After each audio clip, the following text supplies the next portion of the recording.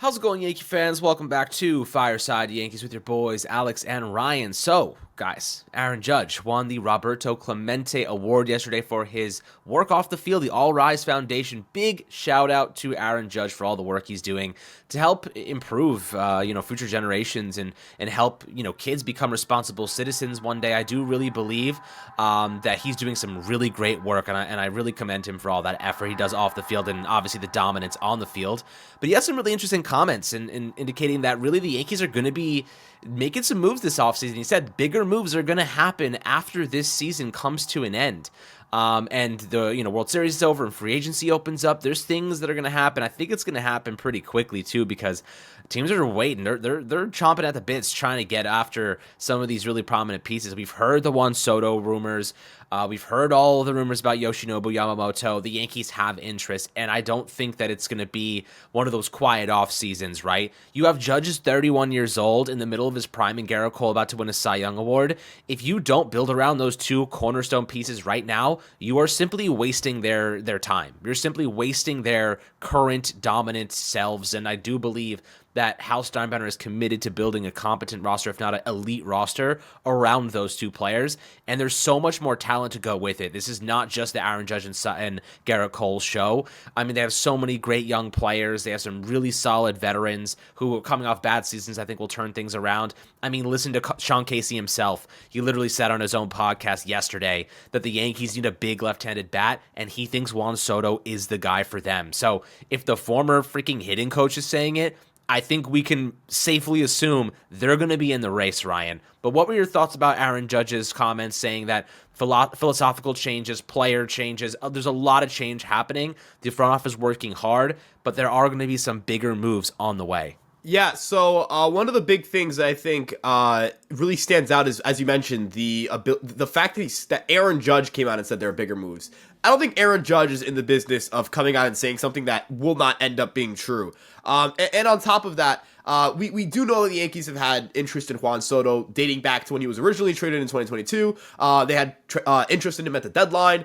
They had a preliminary conversation. I know that, other reporters have come out and said the opposite, but Martino never specifically stated when the preliminary conversation happened, so it could have been something that happened before the offseason, and that's why there's that mix-up of Heyman saying no talks happened in the offseason and Martino saying the opposite. And another thing here, Alex, is we know that the Yankees have made some pretty serious offers for some players that they haven't been able to get. They made an offer of Jason Dominguez for Luis Castillo back in the 2022 trade deadline. John Heyman reported back in the 2022 trade deadline that the Yankees made a very serious offer for Shohei Ohtani, and all I can say about the matter is very serious, I think, undersells the offer they were going to make. I can't get into specifics, but I promise you that offer was about as serious as it can get. I'll just let people's imagination run wild there. If their interest in Juan Soto rivals their interest in Shohei Ohtani, I really have a hard time believing that the Yankees won't have the best offer on the table just based on the pitching side of things. But moving away even from Juan Soto, I think they'll need another starting pitcher. They'll need help in center field. Even if Jason Dominguez comes back and is healthy and all that stuff, which I think he will be, I don't know if he can play center field full time. That's still something that's up in the air. So maybe they want a guy who can at least be a reliable defender there in a situation in which Dominguez can't be, or in the world where Jason Dominguez can return earlier and just DH. Here's another thing, Alex. Giancarlo Stanton played 101 games this year. He played 123 in 2022. Do you expect that number to be higher or lower than it was in 2023? Age regression would tell you that number should get lower, or that number shouldn't get better than his 2022 year at 123. So knowing that, you're probably going to have 60 to 70 games where Giancarlo Stanton is not going to be on your active roster. You have to prepare for that. Part of that is having a center fielder. Part of that is getting Jason Dominguez back. And part of that might be bolstering your offense a little bit in more creative ways. The Yankees, if you look at their projected luxury tax salary according to Spot Track, it's at around $255 million. Last season, it sat at $294 million. So that's about, $40 million in luxury tax salary that's opening up. If they non-tender, the right amount of guys and, they make certain trades, it could probably open up about 15 to 20 million more. So if you got $60 million roughly of luxury tax space to play with, assuming that your budget is similar to last year's budget, you've got quite a good amount of cash to try to play around and make improvements. So, obviously you're thinking Juan Soto, again, starting pitcher, center field. Maybe they say, all right, we have like $10 million left. Let's go get Jock Peterson. Let's go get that left-handed power bat that we know, we'll figure out the fit later, but the Yankees just need offense. So I think this is a definitive off season for the Yankees going forward. This will be the one, I think, that determines whether this core, whether this team is going to win a World Series in the next 5 or 6 years. Quite frankly, this is a pivotal and unprecedented time for the Yankees. They have literally never been this bad in our lifetimes. I say bad with an asterisk. They did finish above 500, but Alex, going forward, they're going to have to make that big time move at some point, and I feel like it's got to be this offseason, or maybe it's a trade deadline. I mean, look, the Yankees, I can't say this enough. There's a couple variables that I want people to kind of hone in on over the next couple of weeks here.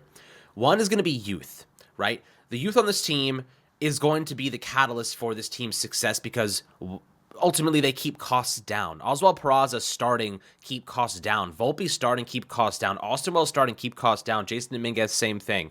You're looking at a team that has a lot of young talent that could be cornerstone pieces for the next 10 years. And they're going to be dirt cheap for at least the next 5. So, consider that fact. You have at least 4 or 5 starters on this team that are going to be keeping things pretty low cost. So that opens up money to spend elsewhere. Your bullpen, one of the best in the game, you barely have any money invested there, right? Look at your starting rotation. Clark Schmidt is dirt cheap. Michael King is still cheap.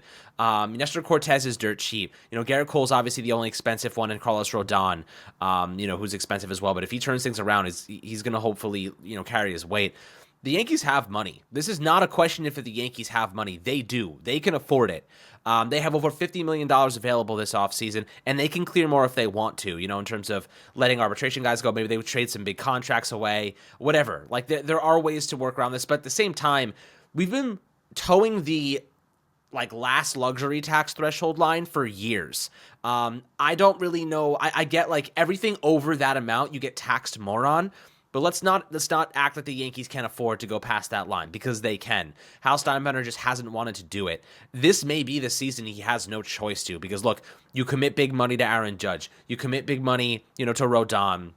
You promise Garrett Cole. You promise these guys, specifically Judge, that you're going to keep reinforcing the roster, and they didn't do enough last year. Steinbrenner said they weren't done. They ended up being done. They didn't add any bats to the lineup, and look what happened. They freaking sucked. Without Judge, this team was awful. So if we're going to look at that and say, all right, what is the product? What is the consequence of not making any more moves, not getting an outfielder to help this lineup? Is that Hal Steinbrenner is going to task Brian Cashman with one thing: improve this offense. Get us a big bat to make sure that if Judge goes down, we have somebody that can step up and carry this team and help us make the playoffs. If Judge was healthy this whole season, Ryan, we're in the playoffs. I genuinely believe that. The problem is he missed 50 games, and we missed the playoffs because of it. The Yankees need another big bat because they need someone to help supplement that loss. There is nobody better than Juan Soto. Why? He played all 162 games last year.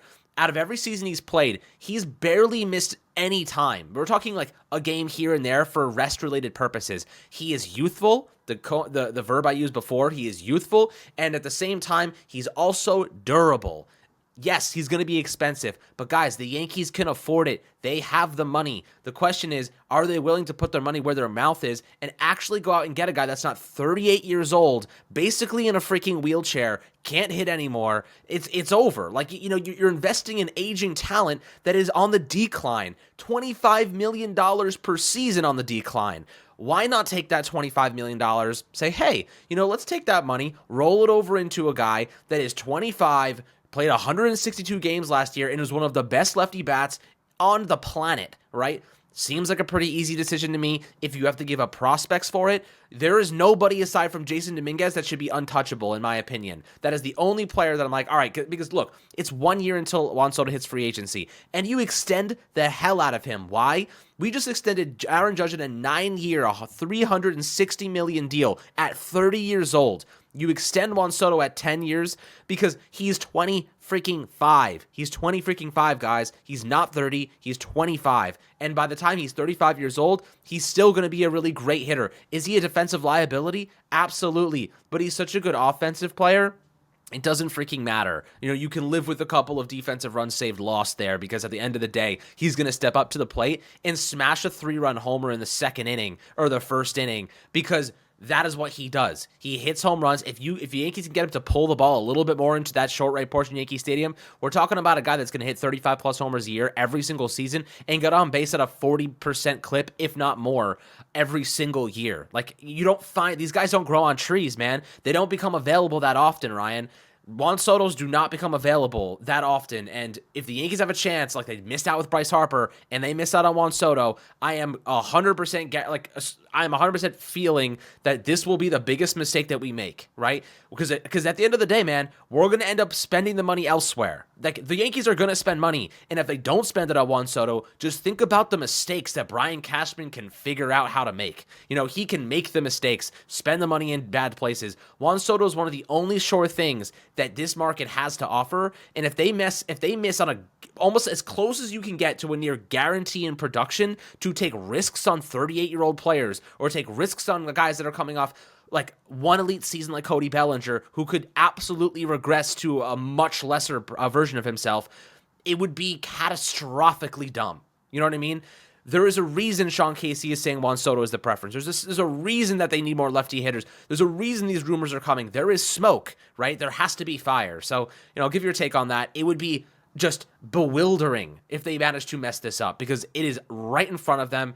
Yes, it's going to cost a little bit, but it's going to cost even more to go out and get Cody Bellinger on a $200 million deal just to watch him regress by 50% and him not live up to that contract. You don't take the risks at this point in time. You take the guarantees, and Juan Soto is as close as you can get to a guarantee. I absolutely agree. And, the Yankees should be in the market of superstars. These are the New York Yankees. I've seen people on social media talk about, well, maybe New York isn't as attractive of a destination as it used to be. And that might be the dumbest thing I've ever heard. Why would players not want to make more money, right? New York is where you make money. Agents want players to make money because they get a commission, right? Like, they get money off of that. So that is their objective. So when I see people say the Yankees aren't an attractive destination anymore, when there's money, there are players. Were the Texas Rangers an attractive destination after the 2021 season when they were dead in last place and one of the worst teams in baseball? No, but they offered Corey Seager and Marcus Semien more money than everybody else, and so they went there, right? Like, that's how simple baseball is. That's how simple free agency is. That's how simple trading for elite talent and keeping them is. I see people saying, well, Soto didn't take a $440 million extension. That ignores some context. He's still, I believe, 3 years left of arbitration. This year, he'll be making $30 million.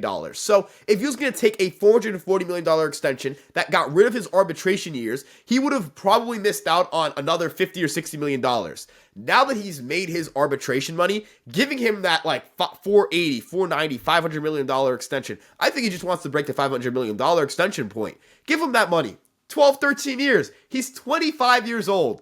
It really won't, I promise you that contract will not cripple you if you win a World Series. I really don't think it will. And I was crunching the numbers because you were mentioning, the Yankees can do different things to make, get a little creative here and try to shed some salary. If they non-tender Herman, Trevino, Cordero, Trevino being obviously the reliever, not the catcher, Jake Bowers, Jimmy Cordero, Matt Bowman, and Albert Abreu, they'll free up $17.6 million more dollars. If they trade Kyle Higashioka, that's $2.2 more million dollars. That's using projected arbitration money from Spotrac. That could be a little bit off. I mean, it's just a projection. It's an estimate. Sometimes a little bit higher, a little lower, but the overall number for players usually sticks around where the projections are. So you could save about $25 to $26 million dollars by getting rid of players that, quite frankly, shouldn't factor on your team next year, and you don't have to trade most of them. You can actually not tender all of them. The only reason I propose trading Higashioka is because I actually think he has some value on the market, and that would give you $65 million total dollars of luxury tax space.